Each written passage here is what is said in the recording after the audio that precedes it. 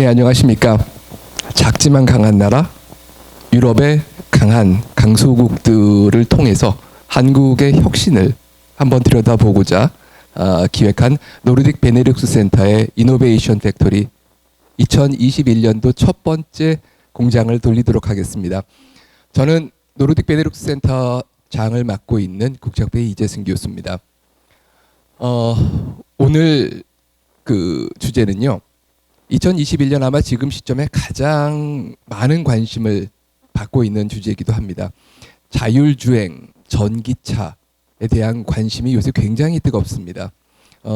저희가 코로나 때문에 1년여는 남짓 발이 묶여 있었는데 그 사이 동안에 굉장히 많은 기술적인 이 변화들, 플랫폼의 변화들이 저희가 몸에 느낄 정도로 빠르게 진행이 되고 있습니다. 아마 그 중에서도 제일 논의가 많이 되고 있는 부분들이 수송 관련된 이 자동차 부분이 아닐까 싶습니다. 아마 굉장히 빠른 시간 내에 이제 전기차가 등장을 하고 또 여러 도시에서 자율주행차들이 다니게 될 날이 그렇게 멀지 않은 것 같습니다. 굉장히 기대가 되기도 하면서 사실 걱정도 많이 돼요. 사람이 뭐라도 사고가 나는 이 상황에서 과연 우리가 마음 놓고 이 자율주행차에 몸을 맡겨도 될 것인가? 뭐 여러 변수들이 있겠지만 그 중에서도 가장 우려가 되는, 가장 마음에 쓰이는 부분들은 혹시라도 이 시스템이 고장이 나면 어떡하지? 아니면은 혹시라도 나쁜 뜻을 가진 사람들이 이 시스템을 해킹을 한다든지 침투를 해서 이 자율주행 시스템을 망가뜨리면은 정말로 생각하고 싶지 않은 끔찍한 일들이 발생을 할 수가 있겠죠. 그런 의미에서 저희가 정보 보호가 매우 중요하긴 하지만 특히나 앞으로 미래 사회에 정보 보호는 단순히 우리가 생명처럼 아끼고 있는 데이터뿐만이 아니라 저희가 생명을 맡기고 다녀야 되는 이런 자율주행 시스템에서 이 정보 보호가 어떻게 이루어질 것인지 굉장히 첨단 부분이 될 텐데요. 저희가 노르딕 베네룩스 센터의 첫 번째 이노베이션 2021년 첫 번째 이노베이션 팩토리의 주제로 자율주행과 사이버 세큐리티 정보 보안의 문제를 잡아봤습니다. 이 주제를 얘기해 주실 분들이 전 세계에 그렇게 많지가 않으실 거예요. 근데 굉장히 저희가 다행스럽게 그 펜타 시큐리티 시스템스, 한국의 정보 보안 업계의 가장 선두주자이자 굉장히 혁신적인 마인드로 글로벌 마켓에 여러 기치를 올리고 있는 펜타 시큐리티 시스템스의 이서구 사장님을 모시고 저희가 얘기를 들어보도록 하겠습니다. 이서구 대표님은 기업인으로서도 활동을 왕성하게 하시지만 우리나라의 포항공대의 일기이시죠. 그 첫 졸업생이기도 하시고 이후에도 포항공대 겸임 교수 그리고 또 포항공대 이사를 지내시면서 또 활발한 학계와 산업계를 연결시켜 주시는 그런 역할을 하고 계십니다. 이성우 대표님 감사합니다. 네, 그러면은 저희가 1부, 2부로 나눴습니다. 1부는 이서구 대표님의 그 강의를 듣고요. 2부에서는 저희가 대담을 통해서 질의응답을 통해서 저희가 알고 싶어하는 그 분야를 조금 더 깊이 들어가 보도록 하겠습니다. 자, 이서구 대표님 부탁드립니다. 안녕하세요. 방금 소개받은 이서구입니다. 오늘 이렇게 귀한 자리에 불러주신 이재승 교수님께 감사드리고 또 이렇게 화면으로 뵙게 된 여러분들 굉장히 반갑습니다. 오늘 제가 말씀드릴 것은 방금 교수님께서 소개해 주신 그 자율주행차와 보안에 대한 것입니다. 사실 그 모두에 교수님께서 이 이슈에 대해서 아주 핵심 사항을 간결하지만 아주 정확하게 짚어주셨습니다. 그래서 현재 우리가 보고 있는 이 자동차들이 급속하게 바뀌고 있고 그 다음에 또 이 교통 시스템 자체, 그러니까 자동차뿐이 아니라 도로, 그다음에 자동차가 연결되는 이제 뭐 스마트 시티라든가 뭐 여러 가지 수많은 것들이 굉장히 크게 바뀌고 있습니다. 그래서 그것이 바뀌면서 또 여러 가지 이제 문제들, 우려들이 발생하고 있는데 그것에 대해서 우리가 지금 어떻게 대처하고 있고 어떤 방향으로 가고 있는지, 그다음 미래는 어떻게 될 것인가에 대해서 간략하게 말씀을 드리도록 하겠습니다.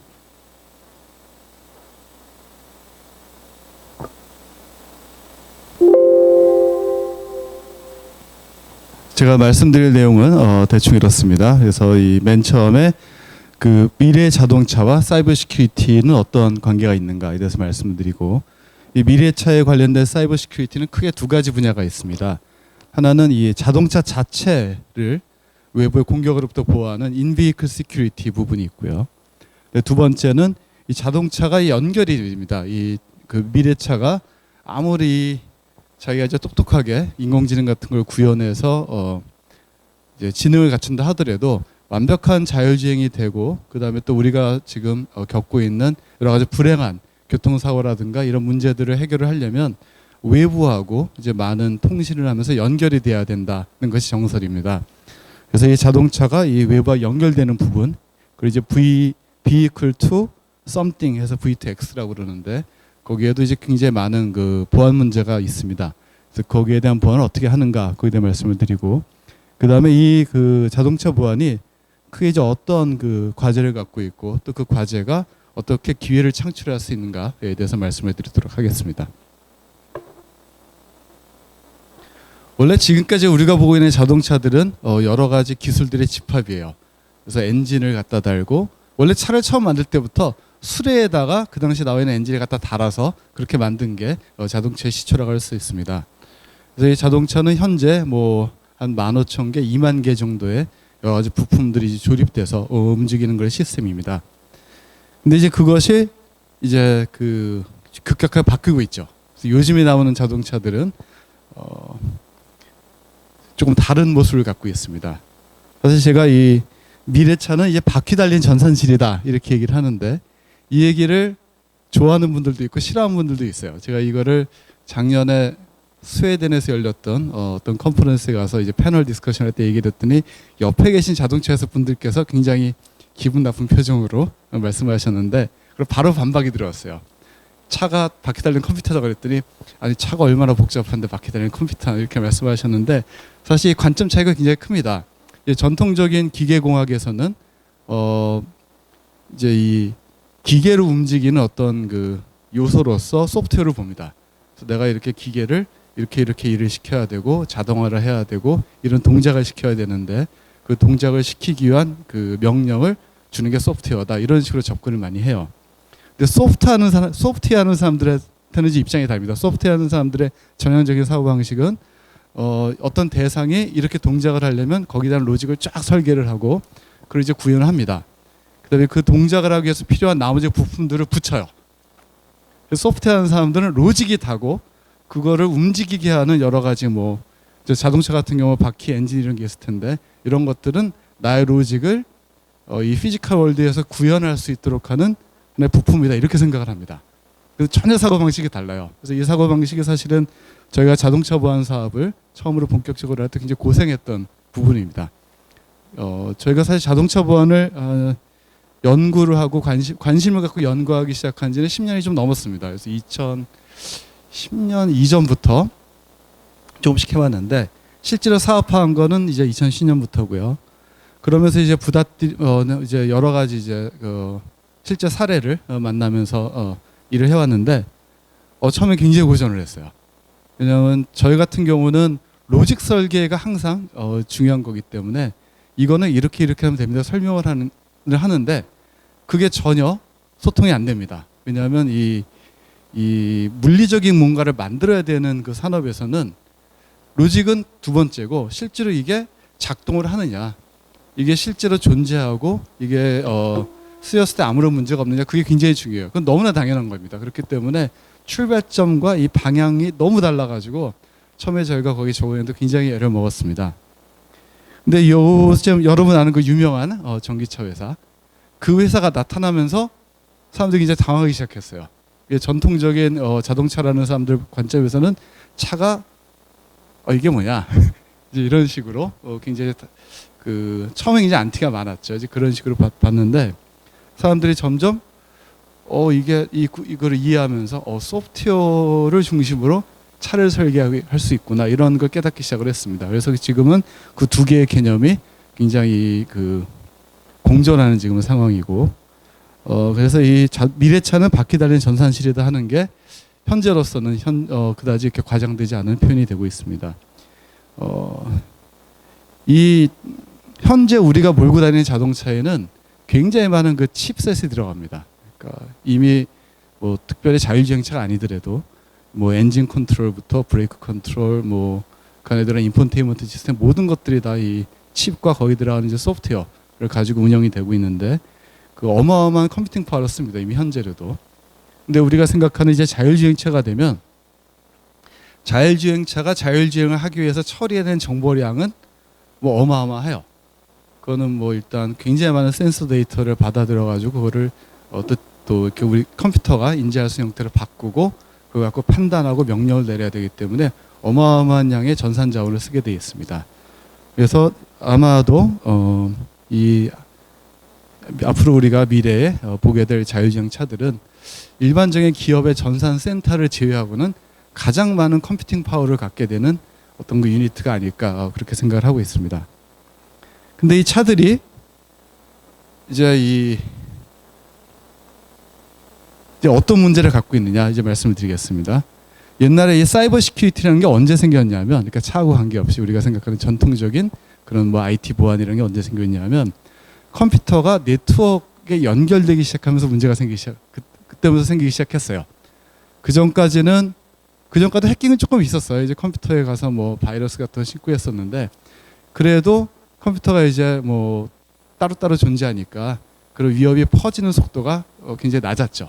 그래서 그 당시에 사이버 보안은 그냥 바이러스를 막는 거, 그 정도의 이제 이슈였는데 이게 네트워크에 연결되기 시작하면서 뭐 이런 낙성 코드도 네트워크를 타고 순식간에 퍼지기 시작을 하고 그 다음에 또 다른 사람이 네트워크를 통해서 나의 컴퓨터를 해킹할 수 있고 이러면서 사이버 시큐리티가 이제 중요한 그 산업으로 발전하기 시작했습니다. 자동차도 마찬가지입니다. 자동차가 컴퓨팅 파워를 별로 안 갖고 있을 때는 해킹에 대해서 별로 고민을 안 했죠. 근데 이제 컴퓨팅 파워가 증가를 하고 그 자동차들이 연결이 되기 시작하면서 이제 해킹에 대한 심각한 문제가 이제 생기기 시작을 했습니다. 그래서 미래 차들은 네트워크를 통해서 굉장히 많은 것들과 연결이 됩니다. 그래서 이제 그 시큐리티 문제가 생기기 시작을 했고 이 IT 시큐리티가 여기 이제 IT 시큐리티와 차의 시큐리티의 가장 큰 차이점이 뭐냐면 우리가 물론 이제 우리 컴퓨터가 해킹을 당하면 여러 가지 피해가 발생할 수 있습니다만 컴퓨터는 움직이질 않잖아요. 그러니까 컴퓨터가 해킹을 당하면 이제 그 컴퓨터는 뭐 못 쓰게 되고 나의 중요한 정보 자산이 사라지는데 그래도 그 컴퓨터 자체가 폭발을 하거나 뭐 그런 문제가 생기지 않습니다. 그런데 차가 해킹을 당하면 차가 가다가 쓸 수도 있고 뭐 벽을 들이받을 수도 있고 다른 차를 받을 수 있기 때문에 누군가가 다치거나 심한 경우 생명을 잃을 수도 있습니다. 그래서 이런 특징을 이용해서 미래의 그 테러 같은 경우는 옛날처럼 이렇게 비행기 뭐 이렇게 하이제킹 해가지고 어디 들이받고 뭐 이런 게 아니라 그냥 차를 세우면 그 우리가 보는 이제 자율차 스마트화된 그런 그 미래 도시 환경에서 그런 인프라를 해킹을 하고 차를 해킹을 해서 차를 다 세워버리고 도시기기를 마비시키면 아무것도 할 수가 없겠죠. 물류도 다 마비되고 내가 앞으로 어디 갈 수 없고 뭐 군대 이동도 제한되고 그래서 이런 것들이 지금 중요한 그 안건이 되고 있고 따라서 이 자동차의 사이버 시큐리티 문제는 그 자동차 이용자의 안전 문제, 생명 문제, 그 다음에 이 도로교통 인프라에 대한 그 보안 문제이기도 하고 국가나 사회의 어떤 그 안보 문제까지도 연결이 되고 있습니다. 그래서 자동차의 사이버 시큐리티는 뭘 지키는 것이냐? 이 자료가 이게 잘 보였으면 좋겠는데. 그래서 미래 자동차에는 이것처럼 연결되는 게 굉장히 많습니다. 그래서 여기 뭐 여러 가지 시스템들이 보이지만 이게 의미하는 바는 자동차가 굉장히 많은 컴퓨터를 갖고 있고 그 자동차가 다른 무엇들과 그러니까 다른 차와 아니면 도로와 아니면 보행자와 그다음에 건물과 이런 다른 모든 것들과 연결이 되고 굉장히 많은 데이터를 주고받고 또 협력해서 뭔가를 하기 때문에 그런 것들을 다 보완을 해야 된다. 그래서 자동차의 보안 문제는 단순히 자동차뿐이 아니라 그 주변의 여러 가지 환경까지 다 고려해야 되는 매우 복잡하고 심각한 문제다 하는 것을 말씀을 드리는 겁니다. 그리고 자동차의 사이버 시큐리티는 굉장히 재미있는 특징이 있습니다. 이거 어떤 거냐면 차라는 게 한국에서 만들어서 미국에 팔기도 하고 유럽 차를 수입해서 우리나라에서 타기도 하잖아요. 그러니까 차라는 거는 일정한 국제적인 공통 규격이나 표준을 만족시켜야만 하게 되어 있습니다. 그래서 이 사이버 시큐리티 같은 경우도 그래서 국제 공통 표준을 제정하는 거에 굉장히 민감하고 많은 노력을 기울이고 있습니다. 그래서 전 세계적으로 사이버 시큐리티는 이렇게 이런 걸 지켜야 된다 하는 국제적인 공통 의무 사항이 이제 제정되고 있고요. 그다음에 이제 한편으로 도로나 자동차 이런 것들이 나라별로 조금씩 다릅니다. 규제도 조금씩 다르고 도로 환경도 다르고 근데 나라의 뭐 경제 문화 수준이 다 다르기 때문에 국가별로 자동차 교통 시스템이 구현되는 방식이 조금씩 차이가 있어요. 그렇기 때문에 사이버 시큐리티도 마찬가지로 하나의 공통 표준을 세계에 딱 적용할 수가 없고 각 국가의 그 자동차와 관련된 여러 가지 규정들을 특별한 규정들을 만족시킬 수 있는 방향으로 또 변화를 일으키게 되어 있습니다. 따라서 자동차를 만드는 데 관련된 모든 업체들, 그러니까 완성차 업체뿐이 아니라 전장품, 부품 업체, 그다음에 저희 같은 소프트웨어 만드는 회사들도 전부 이 세계적인 공통 표준과 또 국가별 아니면 지역별 그런 표준들을 지키면서 제조를 해야 되는 그런 상황이 있습니다.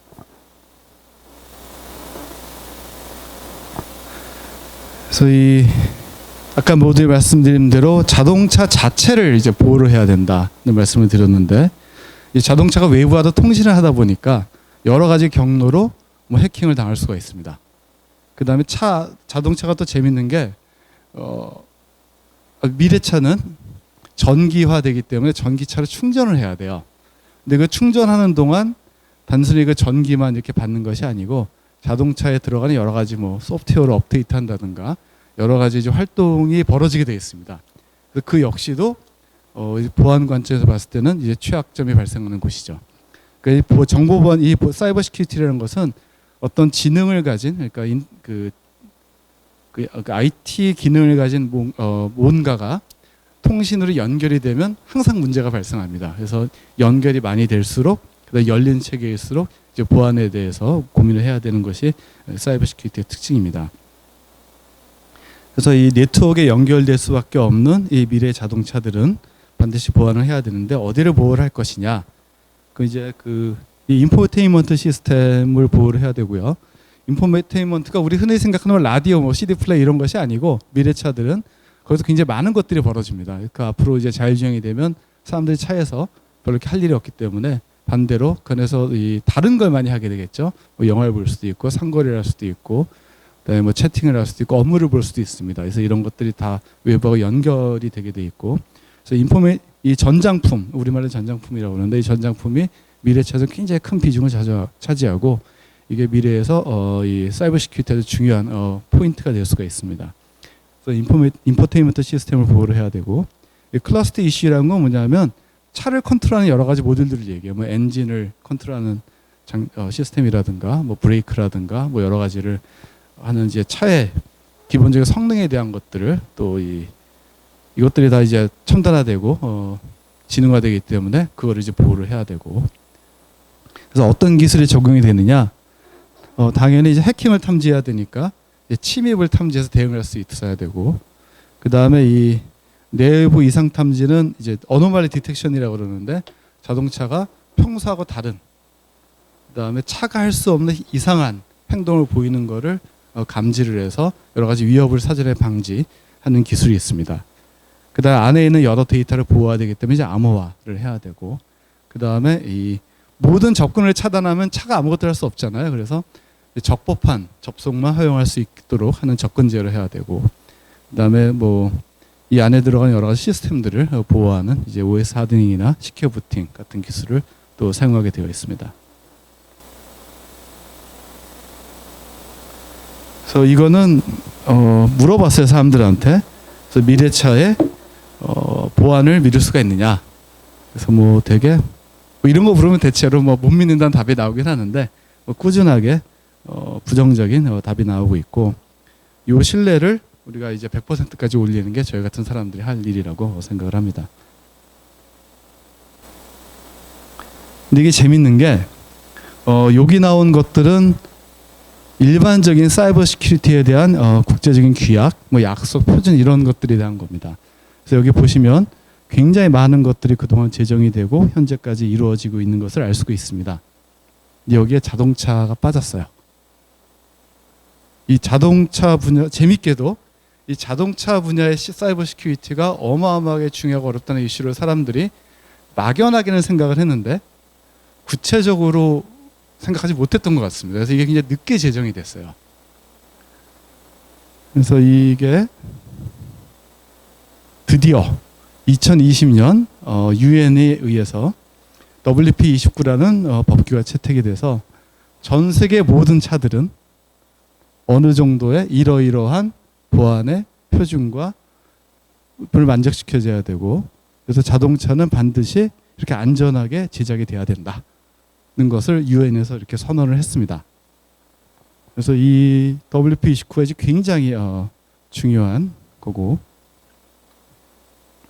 이 자동차 보안에 있어서는 아주 큰 획을 긋는 그런 계기가 되고 있습니다. 그래서 이게 전 세계적으로 벌어지는 일들이고, 그다음에 이제 이게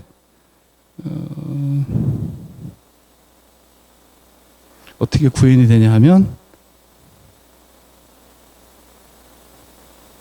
이런 식으로 그동안 연구가 있었어요. 2017년부터 이제 조금씩 연구를 해서 여러 가지 테스트. 이 자동차는 뭐라는 게 이제 오래 걸립니다. 워낙 복잡한 시스템이기 때문에 사이버 보안보다 더 많은 그 수기 과정을 거쳐야 되는 것이 자동차 보안의 특징이고, 그래서 2020년, 19년, 18년, 19년, 20년 이렇게 단계별로 여러 가지 연구를 해서 드디어 2020년에 이거를 공표를 하고 2021년부터 이걸 지켜야 되는 것이 되고 있습니다. 그래서 여기 보면 이제 유럽이 나오는데 밑에서 두 번째입니다. 유럽 같은 경우는 2022년 7월부터 새로 만드는 차, 그러니까 그때까지 개발이 안 되고 이제 2022년 7월부터 이제 새로 출시되는 자동차에 대해서 이 WP29 기준을 지켜서 제품을 만들어야 되게 되어 있고요. 그 다음에 2024년이 되면 그때부터 생산되는 모든 차는 이 사이버 시큐리티 가이드라인을 규정을 지켜야만 하는 것으로 되고 있습니다. 근데 이것이 나라마다 조금씩은 적용에 대해 차이가 있는데 대체로 비슷하게 되고 있습니다.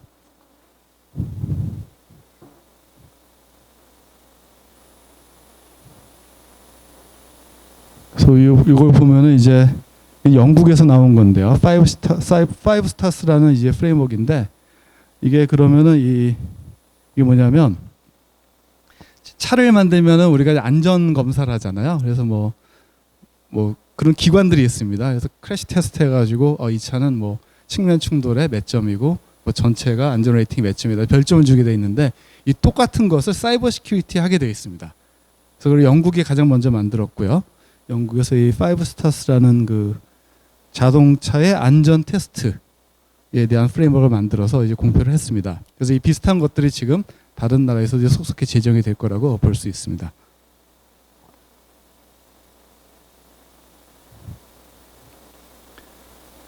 그 다음에 이제 아까 말씀드렸듯이 자동차가 혼자 가는 것이 아니라 이제 다른 것들에 연결이 됩니다. 지금 우리가 자율주행을 뭐 레벨 1, 2, 3, 4 이렇게 5까지 얘기를 하는데, 이 진정한 자율주행이 되려면은 반드시 이 주변 시스템들과 연동이 돼야 된다는 것이 일반적으로 받아들여지는 지금 정설입니다. 그래서 차가 자기 혼자 이렇게 다 갈 수 있으면 좋겠는데, 이제 센서의 한계도 있고 뭐 고장 날 수도 있고, 그다음 우리가 추구하는 것이 단지, 그러니까 자율주행차가 추구하는 것이 단지 그 운전석에 있는 사람 없애겠다는 게 아니라 궁극적으로 굉장히 안전한, 그러니까 사고가 전혀 없고 인명이 손실되지 않으면서도 우리가 누구나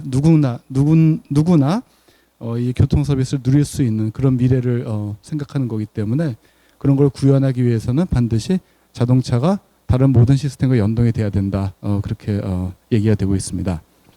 그래서 마찬가지로 이제 자동차 연결이 되니까 이제 보안 문제가 있고요. 그래서 자동차 자체에 대한 보안을 에서 벗어나서 이제 그 자동차가 도로와 통신할 때, 그다음에 이제 주변 차량들과 통신할 때, 그다음에 이제 보행자, 뭐 충전소, 교통수단 이런 여러 가지 것들과 통신하고 협력을 할 때 생기는 여러 가지 보안 이슈들을 해결해야 된다 하는 것이 VTX 시큐리티의 관점이 되겠습니다.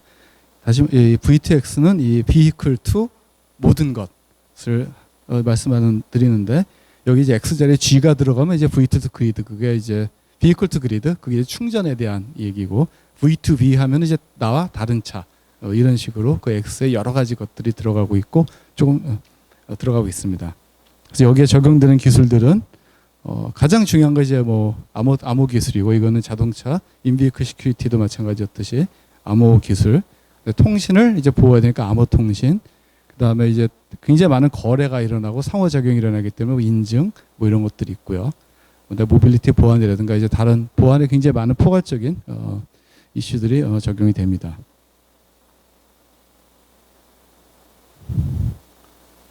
그래서 이거는 제가 방금 말씀드린 V2X가 왜 중요한가를 말씀드린 거고 이 V2X의 발전 단계가 나라보다 조금 다릅니다. 그래서 어떤 나라는 이건 조금 이따 말씀드리겠습니다.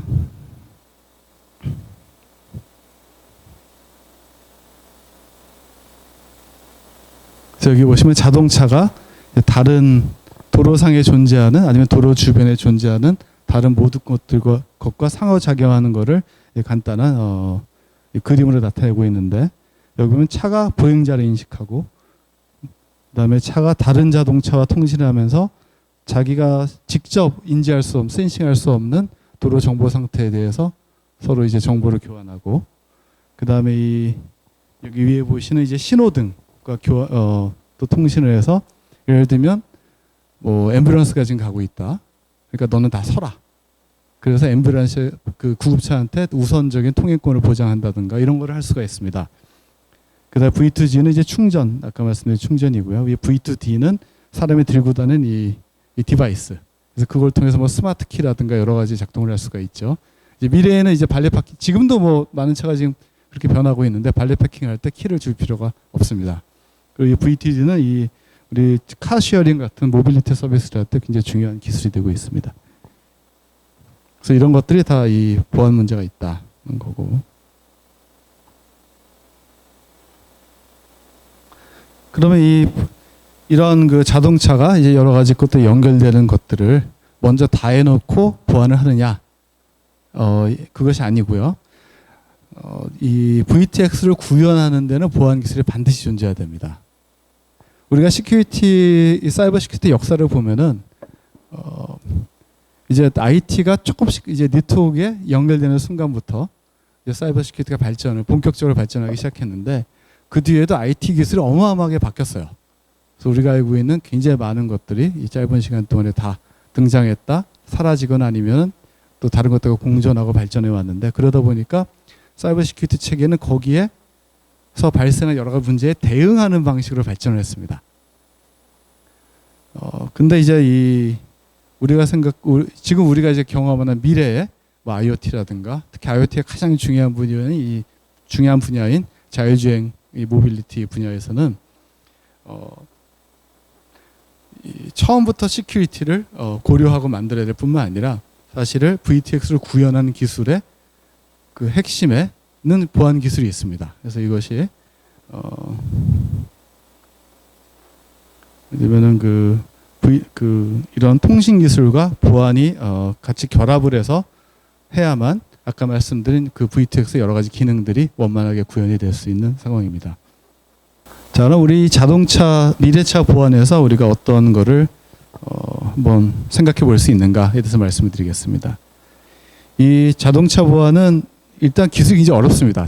자동차 보안에 쓰는 기술 자체가 사이버 시큐리티 기술 중에서 가장 어려운 것 같다 쓰고 있고 그 다음에 또 이 적용해야 되는 이 디바이스, 그러니까 자동차나 뭐 자동차 부품 같은 것들이 다 이 구조들이 다르기 때문에 이 굉장히 다양한 그다음 거기서 쓸 수 있는 컴퓨터 리소스도 달라요. 그래서 이 굉장히 다양한 것들을 어떻게 이 사이버 시큐리티 기술을 가지고 그런 다양한 것들을 적용을 하고 그것들을 서로 상호작용하는데 무리가 없게 만드는가 하는 굉장히 어려운 이 난이도가 있습니다.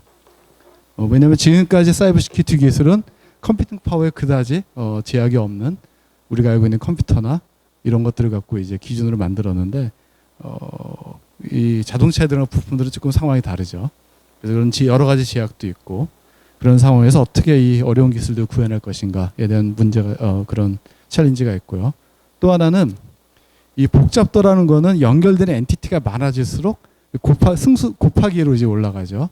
그러니까 이제 일반적으로 우리가 IT 시큐리티 같은 경우는 컴퓨터와 아니면 다른 컴퓨터, 사용자 이 정도 관계에서 이제 일들이 벌어지는데, 이 자동차 같은 경우는 자동차 사용자, 자동차를 통해서 사용자에 연결되는 뭐 건물, 도로, 상거래 시스템 뭐 이런 것들이 계속 그 그물처럼 연결이 됩니다. 그리고 이 도로에서 1평방킬로미터에서 지금 우리가 그 5G 통신에서 가정하는 자동차 대수가 수천 대예요. 그리고 그 차들이 어마어마한 데이터를 발생을 하고 서로 교신을 하기 때문에 도대체 이 복잡한 생을 어떻게 다룰 것인가, 이런 문제가 있습니다. 그러니까 하나하나의 난이도도 높지만 이게 적용돼야 되는 대상의 컴플렉시티가 너무너무 복잡해서 이걸 이제 이 복잡도를 다루는 것 또한 그 기반 기술의 난이도와는 별개로 아주 큰 챌린지가 되어 있습니다. 그다음에 또 하나가 아까 설명드린 이제 국가 지역별 특수성이 있기 때문에 그걸 어떻게 다 기술적으로 반영할 수 있을 것인가 하는 게 있고요. 그럼 반면에 어떤 기회가 있냐면